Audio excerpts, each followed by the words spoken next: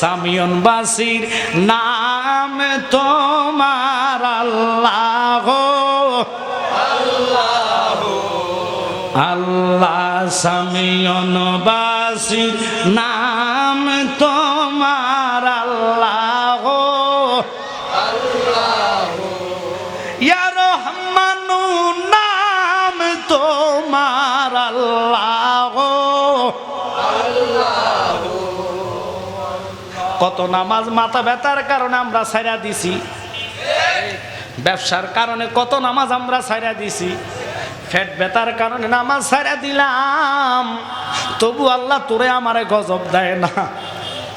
আল্লাহ কয় বান্দা সেজদা দিয়া যখন মুনাজাত দিয়া কাঁদবি আমার নাম ধরে ডাকবি, তোর চোখের পানি নাকের আগায় আসার আগে আমি রহমান নামের খাতিরে তোরে রহমতের কোলে তুইলা লয়।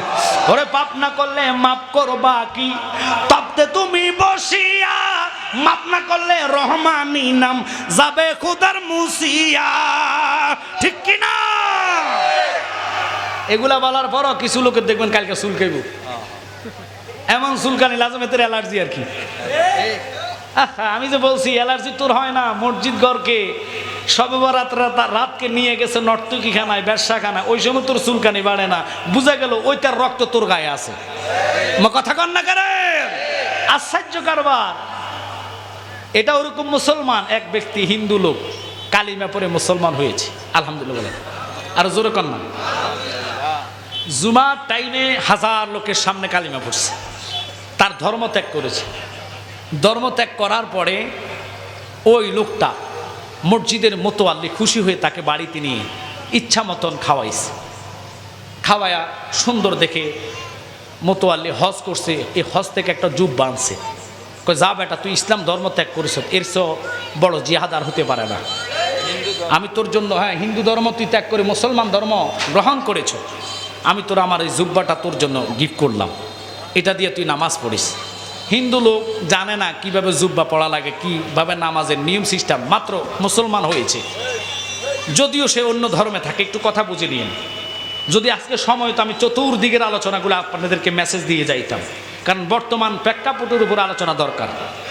কথা কন না কেরে, ওয়াজ তো সারা বছরে শোনেন, কিন্তু বর্তমান প্রেক্ষাপট সমস্ত ইসরায়েল মিলে, পৃথিবীর ইহুদিরা মিলে টার্গেট নিয়েছে মুসলমানদেরকে, মুসলমানরা কামড়ায়া মারবে, আমরা শুধু চাইয়া থাকবো।